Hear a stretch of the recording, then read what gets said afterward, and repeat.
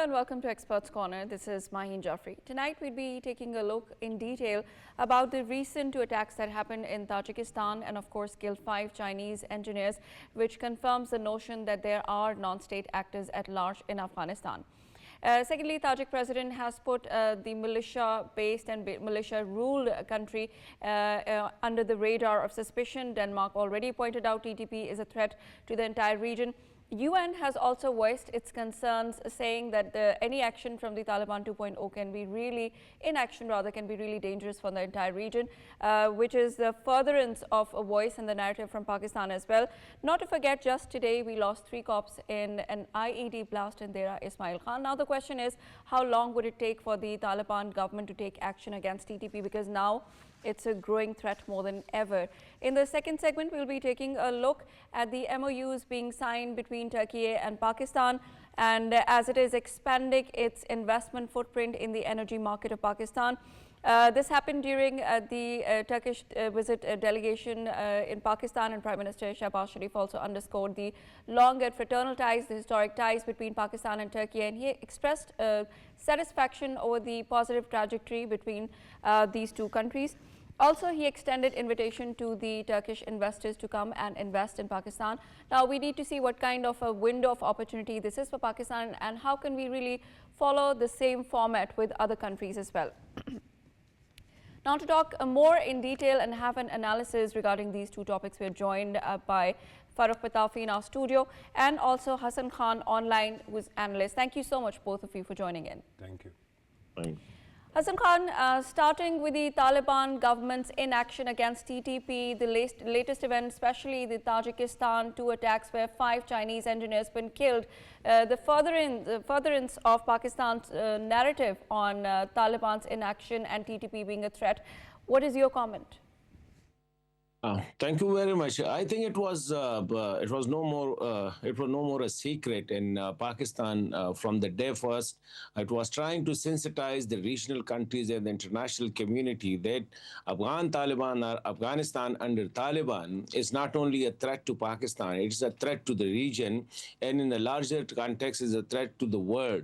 And as you mentioned in your introductory statement, that the UN has, I think, a number of reports pointed it out that Afghanistan is harboring, it is a home to more than 20 terrorist syndicates, etc. And the same way you mentioned the Danish ambassador's her speech at the UN Security Council. Even the Russian have stated it time and a number of times that Afghanistan Sahel is posing a threat to the region. But these incidents, 2 incidents which happened at the Tajikistan border, Afghan Sahel was used by the terror networks to target the Chinese inside Tajikistan. So I think it just stamped the Pakistan's position that Afghanistan under Taliban, it is a threat to the regional peace. So I think it has proven Pakistan's right that it is the time to convince Taliban or to force them to stop allowing Afghan Sahel being used by various terror syndicates against other countries. Because you might have, I think, read the statement of a report in a Russian website, which says that during this year, 2025, more than 8,000 to 9,000 terrorists or militants, Tajik, Uzbek, Afghans, etc. They have migrated to Afghanistan from Middle East, and now these these new arrival, mostly the Tajik, the Uzbek, the Afghans, are they are now they're stationed in the north of Afghanistan. So on the south of Afghanistan and the east of Afghanistan, it is mostly the TTP, the Al Qaeda, the BLA are the networks which are targeting Pakistan, while on the northern side, on the western side, it is Jundullah and other terror networks. On the western side, on the north side, it is mostly the IMU, ETIM, TIP, etc., which are targeting the Central Asian countries. So it has, I think, proved the Pakistan's position that Afghanistan under the Taliban, it is a threat to the regional peace. So I I think now is the time that the regional countries, particularly the neighbors of Afghanistan, where's the Tajikistan, Uzbekistan, Turkmenistan, and Iran, they need to join hands and put a collective pressure on the Afghan Taliban, because at the moment, currently, Pakistan is alone fighting or taking this issue up with Kabul, and Pakistan has, I think, taken very strong measures like closing the borders permanently, severing almost ties with Kabul.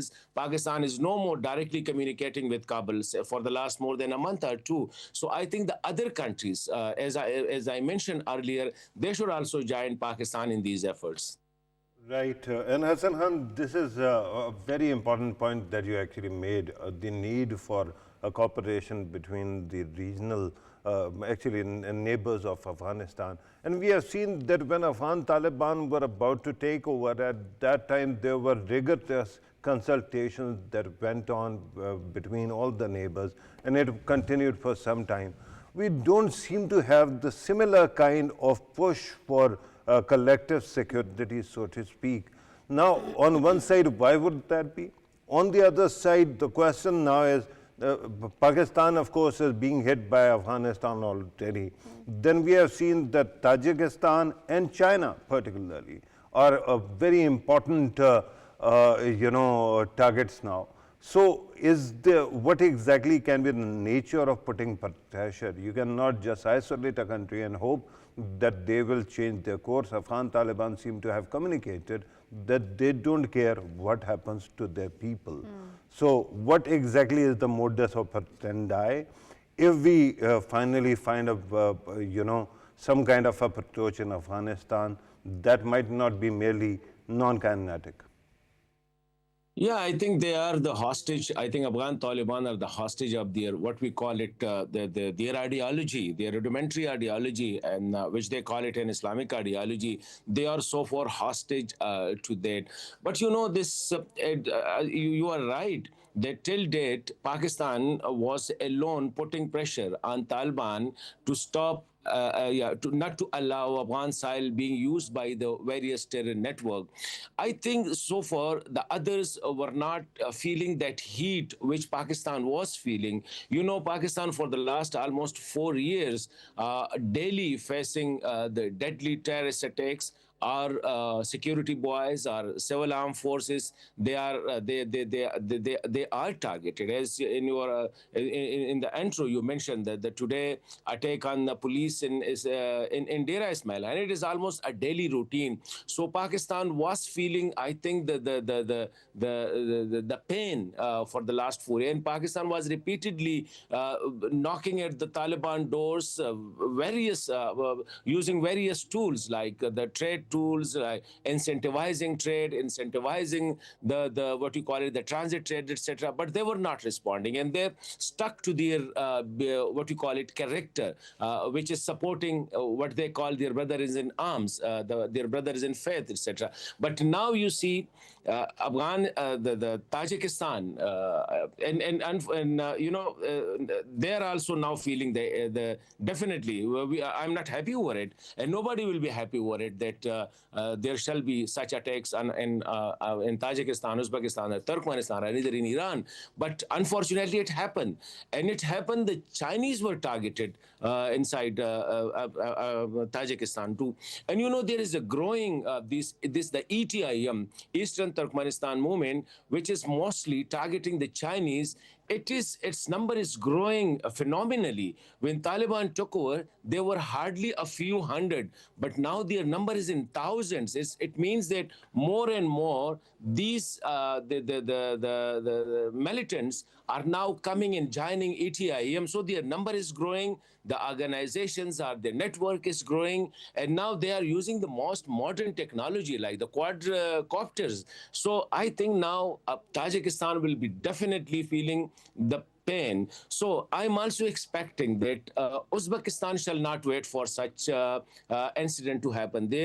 Turkmenistan shall not wait for such incident to happen there, because the TIP, Turkmenistan Islamic Party, it is targeting it is targeting the Turkmenistan. And the same, I hope Iran will also not wait that such big incident happen from the Afghan side. So I think that's why I'm saying, if they all sit together and join hands, and I think definitely they need to approach Kabul, that either Kabul mend its ways, stop these terrorists using their soil, or they will be forced, or they will be pushed like Pakistan to take kinetic action inside Afghanistan. So I think that is the only way. If we go there with request and with beseeching them that for God's sake, or under this law, they don't accept international laws.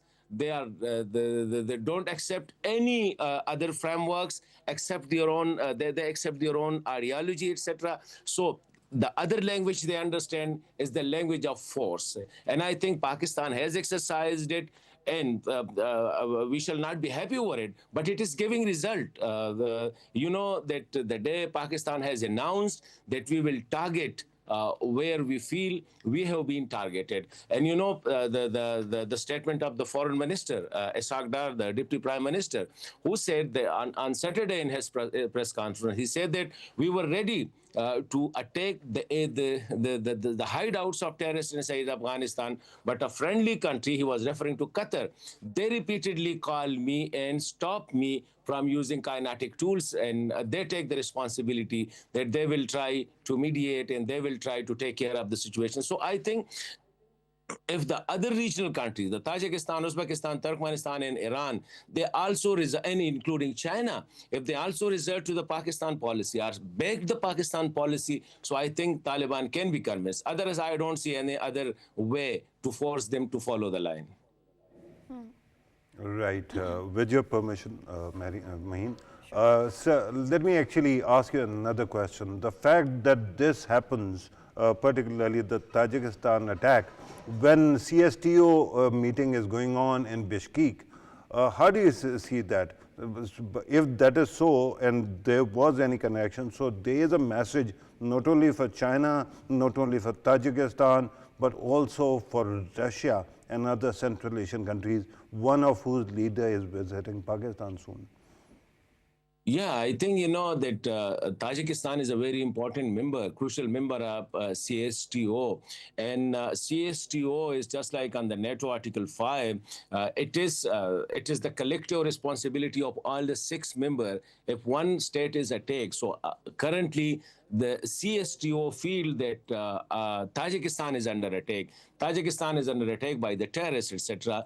And definitely beyond, these are the Achilles heels, the Tajikistan, Uzbekistan, Turkmenistan of Russia. So definitely already there are reports that Russian forces have started coming toward the Tajikistan-Afghanistan border, and I also read certain reports where war machinery is also being now started shifting toward the Tajikistan border to secure the Tajikistan border. So I think it is the growing, the emerging situations is definitely, I think, very difficult, and it will be very much difficult for Afghan Taliban. What I want to say, what I'm expecting from the Afghan Taliban is that they need to read the writing on the wall before, I think, the water passed under the bridge. So I think this is the time for them that they can't fool all the neighbors all the time by just denying it. They deny it, and they say, and then they communicate it to the Chinese government and to the Tajik government, saying that these are the bad elements which are spoiling our growing relation. So I think the same bad elements are also spoiling the relation between Islamabad and Kabul using the Afghan side, and the same bad elements targeting the Chinese are using the Afghan side. So I think for Afghan Taliban, it will be much better to go for a cooperative mood and take cooperations of these regional countries, involve Pakistan, Tajikistan, Iran, and Chinese and Russian, etc., how to flush Afghanistan out of this terrorist network, how to clean Afghanistan. Maybe I am very much sympathetic toward Taliban also. Maybe they are weak. Maybe they don't have the capacity to, I think, to cleanse Afghanistan. As you know, the Danish ambassador has said that 6,000 to 7,000 TTP fighters are in Afghanistan. If 6,000 to 7,000 are of the TTP, 2,000 to 3,000 are the ETIM, then the same number may be of IMU, TIP, or the Jundullah, etc. So it will be indeed very difficult for Afghan Taliban to take actions against all these syndicates. But for that, I think they need to show their will and engage the regional countries, the international communities, take, I think, help from them. So definitely they will do it. Otherwise, it will be too late for them, and it will be too difficult for them to survive in such an environment.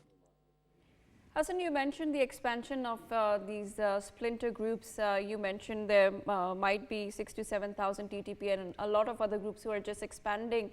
And we see the regional expansion as well. Pakistan was alone, then they're targeting other regions like Tajikistan. And you just mentioned that Uzbekistan and China should not wait, or other countries. Denmark, we mentioned, the UN, we mentioned, it has raised its concern. What would it take for the world to realize now that if it becomes an umbrella where all these factions are joining together, joining forces, buying more time, what would it take for the world to realize it's really a bigger threat now with every passing day? I think the world has realized it. You look at the way the new American policy now, especially after that the attack on the National Guard in Washington. So I think the world is now the world has realized it. But I think the world is lacking a strategy of what to do and how to deal with it, how to deal with the group, because you know Afghanistan is a very, what you call it, a very fragile state. Any change in Kabul mean the entire country plunged into darkness. There is no, what you call it, administrative structure. There is no formal, what you call it, force, security forces, etc. That you change the government and the rest of the state will remain. In Afghanistan, the problem is if you change the government from top to bottom, everything go down the line. So I think the world will be definitely, I'm pretty sure that the world will be definitely reading what is going on inside Afghanistan. Look at this, the death sentence given to a person in Khost, where 80,000 spectators were brought to watch it when a 13-year-old boy was shooting a man, allegedly, I think the killer of his relative, etc. So I think the world is watching very closely that Talibans are the same, which Taliban 1.0 were. There is no change in their attitude, and they behave like a militia. They are not behaving like a governing body. So I think, but the problem of the world is how to handle it, the situation, because post what you call it, if you remove the Taliban, let's say, so who will replace them? How they will be replaced? You know, in 2002, when Taliban were, I think, when they were forced out of Kabul, so Afghanistan plunged into a 2 decades long war. So that got a big fatigue for the world. So I think the world is totally confused how to handle this situation. But the threat is much bigger than it was in the 90s when Taliban's were their first regime was there. So no action is, I think, it's going to be a big crime for the world, and the world definitely will pay a big price for it if it sits silence. And instead of taking, I'm not saying that there shall be what you call it,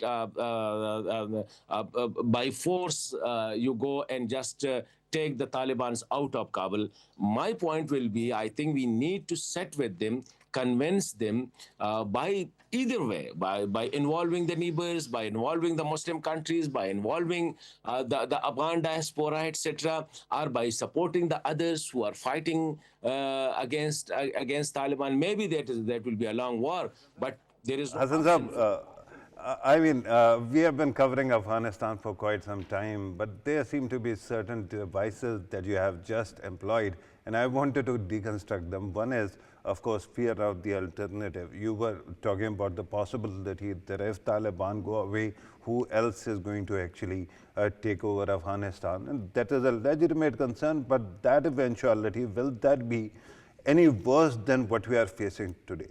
The second one was regarding the possibility of weakness of Afghan Taliban. Recently, Mullah Hibtullah was attacked by his own guard, and at that time, the kind of exposés that came out were shocking. That tens of thousands of Taliban are being deployed in his protection. Now, the question is, if that is so, and that reportedly includes people from TTP, ATIM or TIP, so to speak, and IMU. So if that is so, do you really think that Afghan Taliban are really that weak? And why should we worry what happens to their government or what happens afterwards when the actual threat is towards our country? And there seems to be a clear link between what Afghan Taliban are doing and what TTP, TIP, other organizations are doing. Not be concerned what's coming or what's going to happen in Kabul or inside Afghanistan. But the fact is that Pakistan will be a major sufferer if anything bad happen inside Afghanistan, particularly if it goes into internecine wars. If there is a chaotic situation inside Afghanistan, Pakistan will be definitely having fears in its mind that if Afghans once again flooded the borders, thousands and hundreds of thousands of Afghans, if they just flood the borders and stop at the gate and just push the gate inside Afghanistan, what we can do then? I think Pakistan has suffered a lot for almost 50 years for keeping almost 5 million Afghans refugees. And I think all these problems Pakistan is currently facing, whether it is the drugs problems, whether it's the weapon cultures, etc. in Pakistan, whether this is the militant culture in Pakistan, I think all these were caused by these refugees. And I think we have faced this problem. So those who are managing the Pakistan's policy, especially Pakistan's Afghan policy, they will be definitely keeping it in view that if internal conflict erupts inside Afghanistan, and this time it will not be only restricted only to the cities, it will be across Afghanistan. So Pakistan's fear is not that Taliban will be removed and there will be no government. Pakistan's fear is these internal conflict will force, I think, hundreds of thousands of Afghans to flee Afghanistan, and definitely they will be knocking at the Pakistan's border. So I think that's the Pakistan's major concerns. Pakistan is definitely trying to fence its border, to manage its border, but I think that stopping that floods of people will be too difficult for it. What I want to say, I think, my sympathies are not for the Afghan Talibans. My sympathies are for the Afghans. If we want a change, I think there shall be a change within a regime. Instead of uprooting everything which is being there and we tolerated for 4 years, or the world is tolerating for 4 years, instead of uprooting each and everything, I think there shall be a work by the international community to bring certain changes in their attitude, in their ranks, in their leadership, etc. Only that is possible, and that will be good for Pakistan and the other regional countries. Otherwise, going for a total collapse will have problem for the regions. Hassan Khan, you mentioned there's a strategy that the world lacks, and we have to be very tactful in dealing with them. You also mentioned dealing, then you mentioned handle, and then you said convince. So we have tried them all, kinetic or diplomatic efforts. But how can we actually try to understand the militia mindset, the psyche of that, when we know that they are glorifying the yesteryears and, giving out that tough stance? And sorry to add to this, but Hassan Saab, you said that Muslim countries can play a role. But don't you think that you already lose an argument by the time you invoke religion? Because Afghan Taliban, whatever their flaws might be, they know their own doctrine, so to speak, perversion of doctrine, and they keep on using that repeatedly against you. I think this is, Pitafi, we are facing this problem. Definitely, we will be facing this problem if the situation continue, the current situation continue. However, I think it is sharing bed with the devil, and you know we shall have. I think as earlier I said that. Taliban shall read the writing on the wall. I think we should have also read the writing on the wall years before, when this phenomena was growing and when this phenomena was happening, and we were, I think, watching it, and that was the blunder we committed in the past. And not only we, I think even some of our friends, international community, they were also looking at it, and we were expecting something good by watching something bad happening. So now the problem is that you have the only option is to engage them.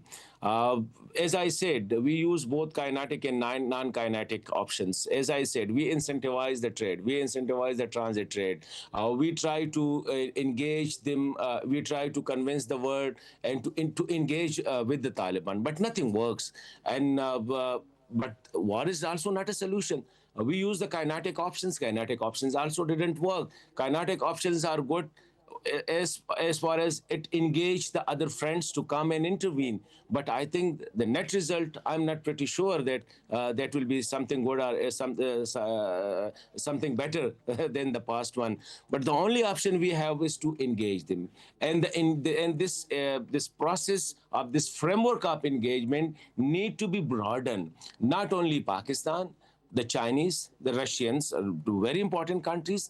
Then the Iranians, the Tajiks, the other neighboring countries, they shall be engaged. And I think we shall also tell the world that, look, this time India is the only country which has a hegemonistic attitude. It's the only country which are supporting Taliban at the moment, and they are feeling at home with Taliban. And I think they need to be sensitized that this approach of India is also going to suffer the region in the long run. So that's the only option we have. Other options, because we have already exhausted almost every option. So now we have to start repeating those options, and that is to engage them. And the only way to keep them engaged.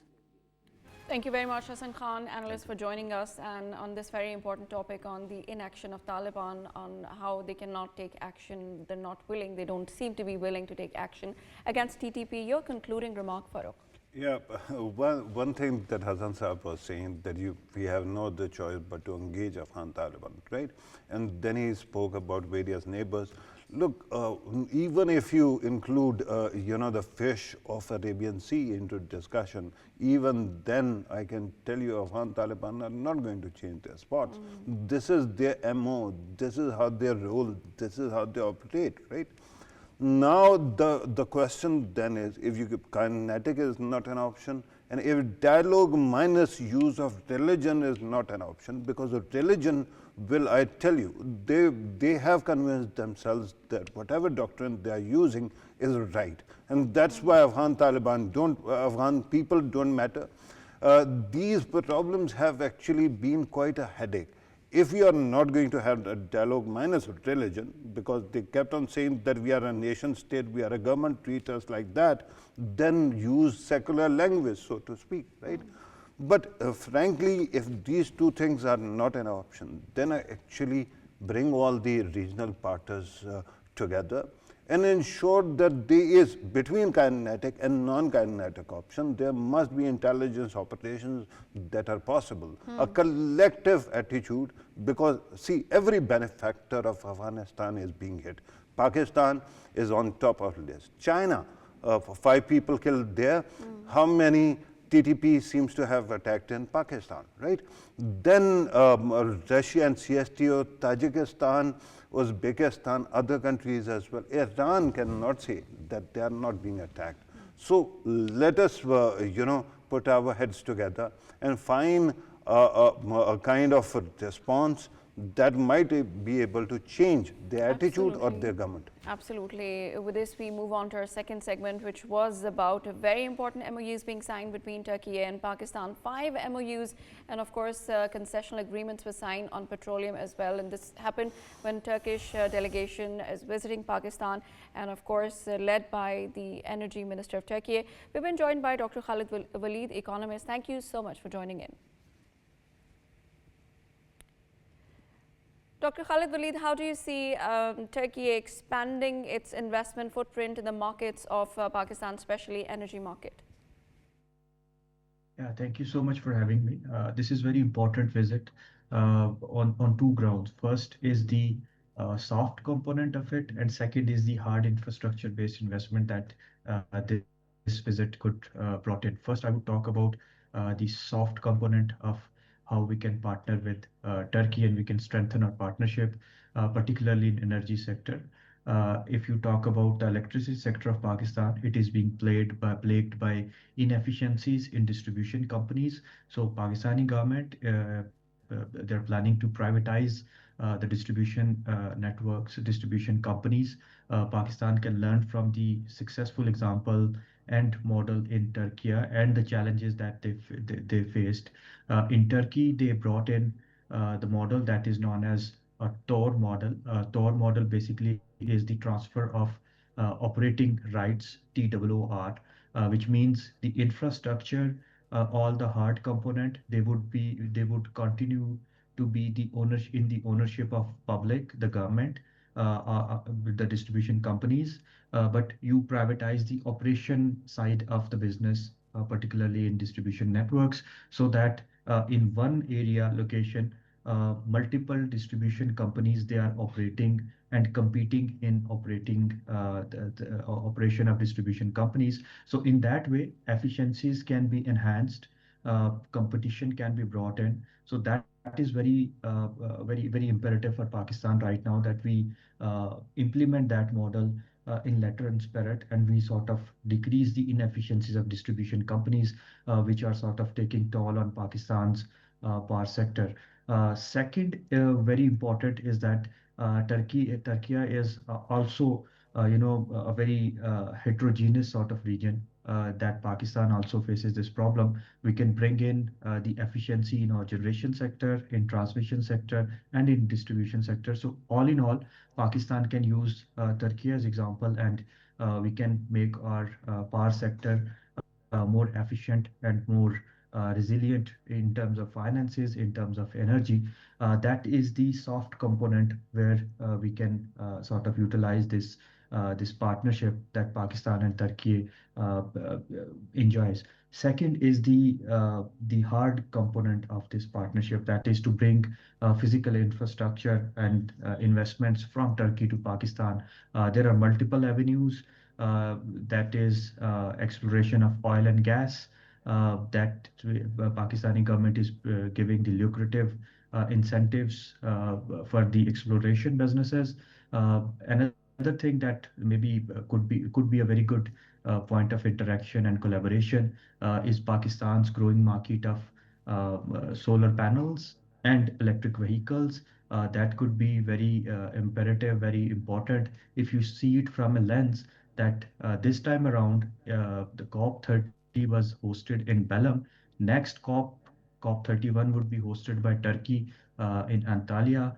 So that would be a very good thing if Pakistan and Turkey they cooperate both in energy and climate change sectors to bring about a change, learning from Pakistan's examples in renewable energy and learning from efficiency examples, best practices in Turkey. That could be a win-win situation for both the countries, and we can explore the non-traditional sectors, particularly climate smart energy practices, renewable energy, and maybe mines and minerals as well.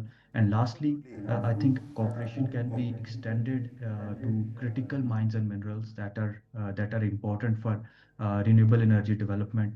That could be a good avenue to explore as well. That is a fascinating possibility, Dr. Khalid, and I'm glad that you brought up. But let me go back to where you started from. You were talking about divestment from distribution companies.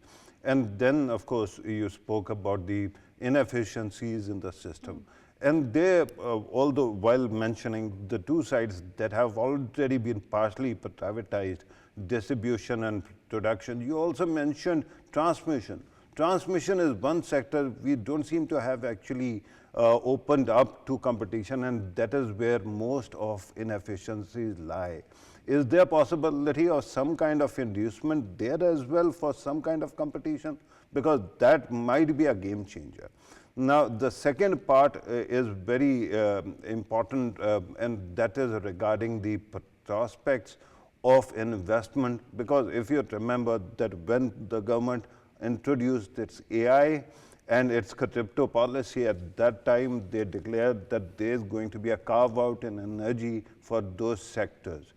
Do you think that any investment that is going to come in, especially in energy sector, can further enhance that carve out so that there is ample energy for cryptocurrency, crypto mining, and for that matter, AI as well? Yeah, you are very right in recognizing that Pakistan's transmission sector, particularly for the power sector, it need attention and it need more investments. If you see the geography of both the countries, Pakistan has more spread from south to north, which sort of it which is a constraint in terms of transmission of electricities, because we have electricity resources in either in south or in the north, and we have electricity load in the center. So we need to build very longish sort of transmission networks, which sort of constraints the private investors. But we need to open this sector as well. Maybe community grids and mini grids can be opted for this. Turkey has the same geography, but in opposite terms. The spread of Turkey is more in terms of east to west. So they have this same problem. But how they did it, they have managed their power sector into regions, and there is a regional planning according to the regions attributes and geography.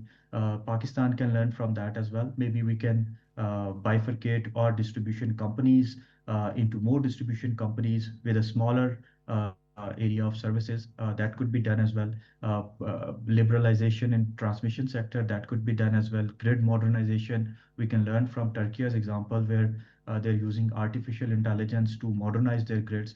That could be done. And another thing that I would like to mention, building on your point, is maybe we can invite more investors from Turkey, learning from their best practices and how they use their privatization practices, so that we can privatize our distribution companies as well. Because distribution companies privatization is a very crucial task. In first phase, we are going to privatize the good distribution companies, but we would be needing good managers, good financially reputed companies which can buy Pakistan's inefficient distribution companies, and they transform them into an efficient distribution companies. So that would be a very great avenue where Pakistan and Turkey can cooperate and collaborate, particularly in terms of bringing investments into Pakistan. And fourth thing that you highlighted, that how we can explore these non-traditional sectors, particularly cryptocurrency, AI, and data centers. I think that would require more confidence into the market. Pakistan already has excess of electricity. Government can earmark that electricity for these sort of industries. Special economic zones can be built very adjacent to these power plants, so that we do not need to build more transmission lines. But the problem with Pakistan's national grid is that, one, the electricity is very expensive. Second, we have a very huge amount of carbon intensity in our national grid. So we need to sort of bring more renewables, maybe early retiring some of the fossil fuel based power plants, so that we can provide investors with green energy, so that we can build green data centers. We can link AI initiatives with energy that is in demand in Pakistan. Third Absolutely, thing that Dr. Saab, and absolutely, Dr. Saab, and you're right in the fact that the government should be able to declare that there is so much surplus energy is kept for AI and, for that matter, data centers or crypto. Government did that actually. It announced megawatts of energy, particularly for these sectors. But look at the kind of consumption that is being needed in the US. US seems to be uprooting its entire grid to ensure that there is gigawatts of energy for AI. So the question once again is, you're right about the use of green energy also, but do you think that because of these corporations we can enhance our dedicated capacity for AI and crypto? Well, there are two paradigms. If you compare Pakistan with USA, it is completely opposite paradigm. USA need electricity for their industries, for their AI initiative. Pakistan need AI initiative and industry for its power sector. So we need to increase industrial demand so that our the utilization rate of power plants increases, and in per unit terms the electricity price can be decreased. So it is a vicious cycle in Pakistan. We need to provide incentives. I acknowledge that we are under IMF's conditionalities. We cannot provide that lucrative incentivization to the industry. But again, we need to build special economic zones very adjacent to these power plants, particularly the renewable energy power plants. One very good example is that we can build or we can operationalize the Dabeji special economic zones in Thatta, and we can use wind power that have a good potential there, around 50,000 megawatts. We can use that potential and we can link it with industrial growth. We can build green hydrogen plants there. We can build artificial intelligence plants there. But we need to link our power sector, energy sector with Pakistan's industrial growth. And third, I think we need to link these two things, Pakistan's energy and economics, with Pakistan's environmental commitments as well. I would again mention that Turkey would be hosting next conference of the party, COP31. Pakistan need to explore that avenue as well, so that Pakistan can showcase Pakistan's green investments, and Pakistan can also attract climate finance as well as the green industrialization as well. Right, Dr. Khalid Waleed, a quick question. How can Pakistan really follow this format of MOUs, learn from Turkey, and maybe follow the same track with the other regional countries as well? And how would it affect the local employment, supply chains, and boost domestic production in Pakistan? Well, first thing first, MOUs are just the initial part. The difficult part comes later.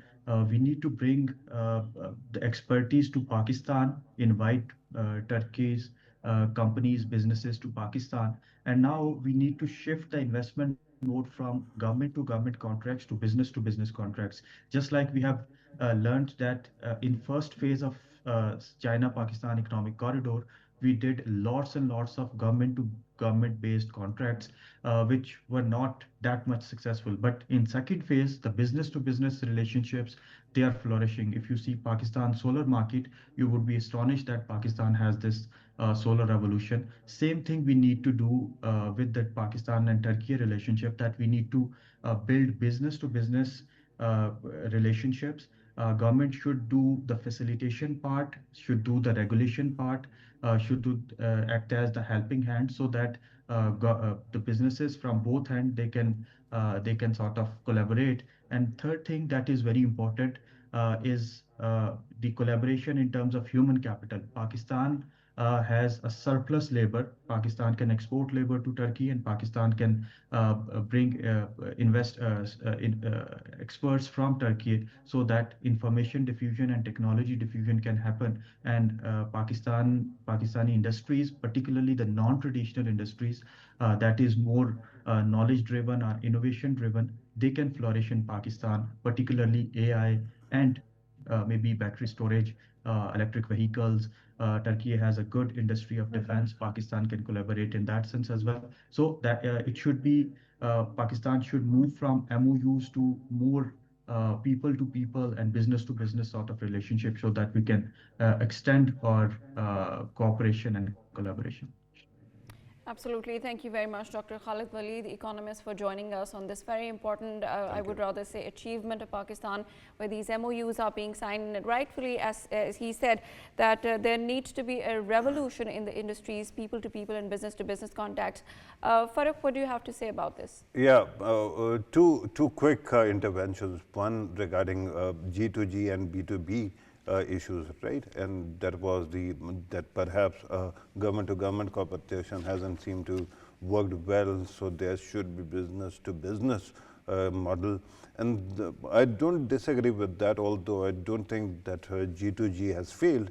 Our biggest black hole has been B2G, that is business to government, right? That foreign companies actually come and they deal with your government. And the biggest problem was that there were expectations from, remember that any company that comes into market, that comes not out of goodness of its heart, but to maximize profit. And there seem to be difficulties and complications that need to be sorted out. It has been pointed out by various stakeholders, and I hope that happens. If that happens, of course, in a healthy economy, it is usually B2B. And now regarding the trade and distribution and inefficiencies in our transmission as well, let me remind you one word that we have been talking a lot in the past 25 years, one name, and that is Gwadar. Every time any economic future comes in, we talk about Gwadar.